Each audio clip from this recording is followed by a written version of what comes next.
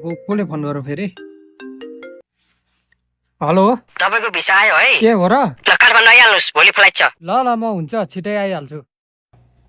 होइन के भयो बुढा, कसको फोन हो? हेर न, मेरो काठमाडौँबाट फोन आयो। दलाललाई फोन गरेको थियो, मेरो भिसा आयो रे। भिसा आयो रे? वाउ, यो त खुसीको कुरा हो नि बुढा। खुसीको कुरा त हो, तर तिमीलाई छोडेर जानु पर्दाखेरि मलाई यसमा अलि टेन्सन लागिरह। किन टेन्सन गर्नुहुन्छ बुढा? मैले तपाईँलाई छोडेर कहाँ जान्छु र? 2-4 वर्षको कुरा त, त्यसपछि त फर्केर आइहाल्नुहुन्छ नि। म कि बुढी जान्न है विदेश सिदेश? त्यही आइसकेको भिसा जान्न भनेर हुन्छ? तपाईँ जसरी भए पनि जानै पर्छ। अझै के काम बाँकी छ, घर बनाउनु छ, दुनियाँलाई कति गहना लाउँछन्। मलाई एकचोटि गहना किन्नु भएको छैन, मलाई चाहिँ 2 तोलाको गहना लाउनु मन छ। बिहे गरेको भर्खर 2 महिना भयो, तिमीलाई छोडेर जानै मन छैन? पारी मसँग बिहा गरेको आइटीले 2 तोला सुनको सिक्री लाएर हिँड्छ, मेरो हेर त केही छैन, चाडीको लासु। अब तिमी त्यसो भन्छौ भने अब के गर्ने त, जानै त होला। तिम्रो रहरहरू पनि पुरा गर्नु छ। ल बुढा, अब छिटो काठमाडौँ जाने तयारी गरिहाल्नु। ल बुढी, अब भिसा आइहाल्यो, म जानुपर्छ।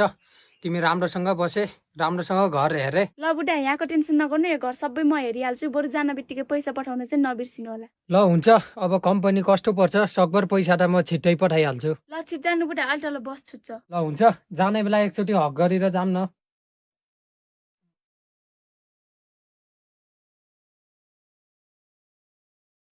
ओहो, बुढा नि जानु भइगयो। अलिअलि मन त दुख्या छ, तर के गर्नु। उफ, अब त बुढा पनि जानुभयो। अब टक्क लाएर सुनको सिक्री लाइन्छ, आइफोन 16 पनि मागिन्छ। अनि यस्तो जब यो गाउँ न पाख्यो भनेर को बस्छ? अब त बजार गएर कोठा भाडा लिएर बस्नुपर्छ।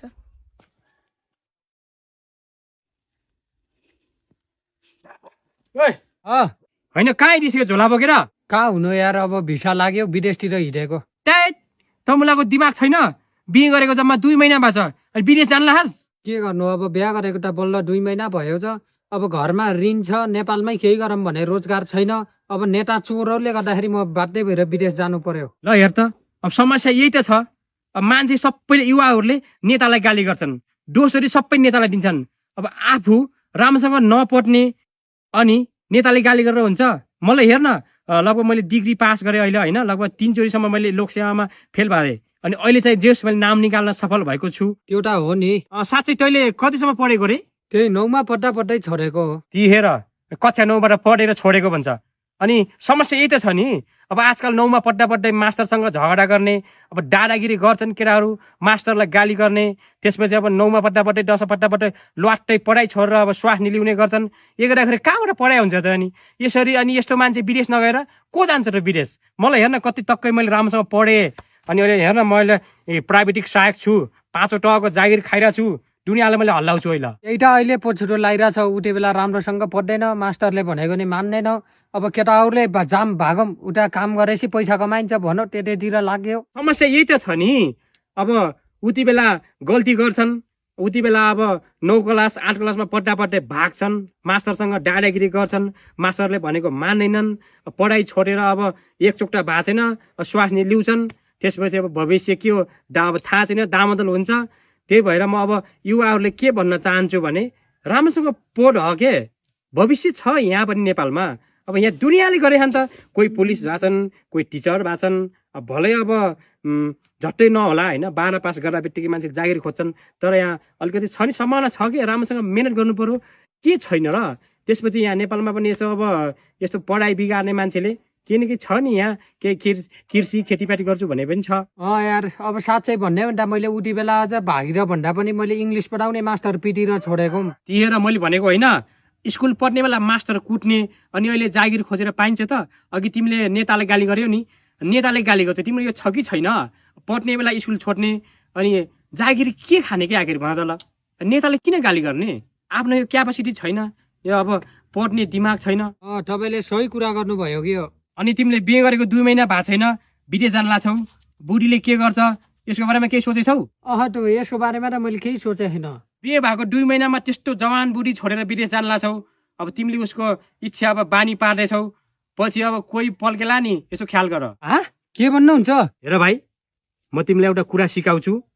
यो बिहे गरेको 2 महिनामा विदेश चाहिँ जानुहुन्न है।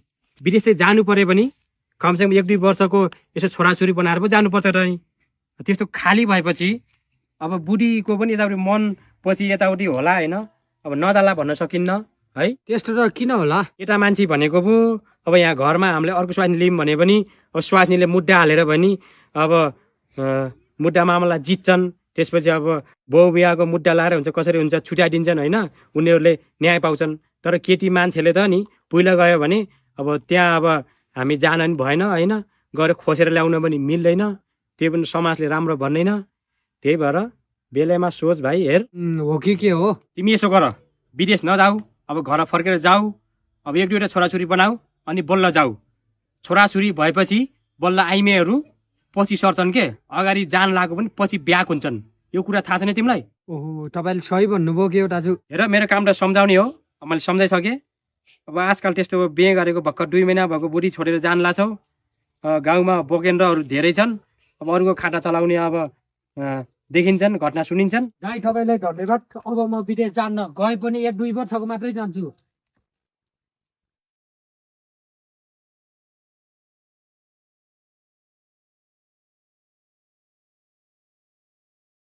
दिदी पारी हुनु त भेनाजेर फर्केर आउनु भइगयो। ए बुढी, जा अहिले त पारी गरेर बस। होइन तपाईँ किन फर्केर आएको? म त अब विदेश नजाने बुढी, आफ्नै गाउँमा अब केही गर्ने हो। होइन के भन्नुहुन्छ? विदेश जान लागेको मान्छे फर्केर आउने हो? आज बाटोमा एकजना गुरुसँग भेट भयो, उहाँले मेरो जिन्दगीको एकदम सही बाटो देखाइदिनु भयो।